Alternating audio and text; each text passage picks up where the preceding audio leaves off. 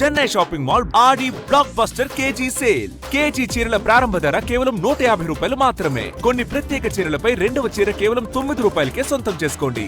BRS నాయకులకు గతమే కానీ భవిష్యత్తు లేదని ఉప ముఖ్యమంత్రి మల్లు భట్టి విక్రమార్క స్పష్టం చేశారు.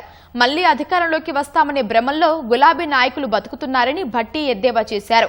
జోగులాంబ గద్వాల జిల్లా అలంపూర్ నియోజకవర్గం జులేకల్లో 4 విద్యుత్ సబ్స్టేషన్లను మంత్రులు జూపల్లి కృష్ణారావు, వాకిటి శ్రీహరితో కలిసి ప్రారంభించారు.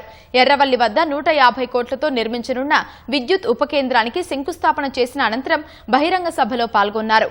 మిగులు బడ్జెట్ లేకపోయినా ఒక్కో రూపాయి పోగు చేస్తూ ప్రజలకు సంక్షేమం, అభివృద్ధి అందిస్తున్నామని వివరించారు. గద్వాల జిల్లా మల్దకల్ మండలం కుర్తిరావులలో గొర్రెలు, మేకల అభివృద్ధి సహకార సమాఖ్య చైర్పర్సన్ సరితా తిరుపతయ్య, ఎమ్మెల్యే బండ్ల కృష్ణమోహన్ రెడ్డి వర్గీయుల మధ్య పరస్పర నినాదాలతో హోరెత్తించారు. ఇరు వర్గాల వారికి పోలీసులు సర్ది చెప్పి గొడవ సద్దుమణిగేలా చేశారు.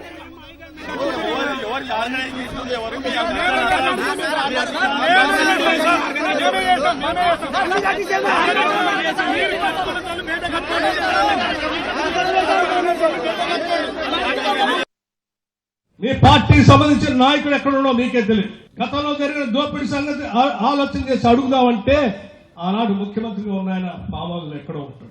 పోనీ భవిష్యత్ సంగతి ఏంది, మీ సంగతి ఏంది, మీరు లెక్కలు చెప్పండి, మేం కాదు ఆయనే వస్తాడు మళ్ళీ అని చెప్తారు. అంటే గతంలో ఆయనే, భవిష్యత్తులో కూడా ఆయనే అంటే మీ తిరిగే మీ ఇద్దరికి బాబా మధ్యలో నేను అడుగుతా ఉన్నాను కేటీఆర్ గారిని, హరీష్ రావు గారిని. గతం లేదు, భవిష్యత్తు లేదు. ఎంతకాలం మోసం చేస్తారు? అబద్దాలన్నీ పోగు చేసి భ్రమలు కల్పించి ప్రజలను మోసం చేసే కార్యక్రమాలు చేయబాక.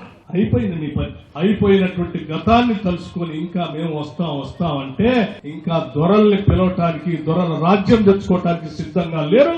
ప్రజాప్రభుత్వం ఉండాలి ఆలోచనతోనే ఈరోజు రాష్ట్ర ప్రజలు ఉన్నారు.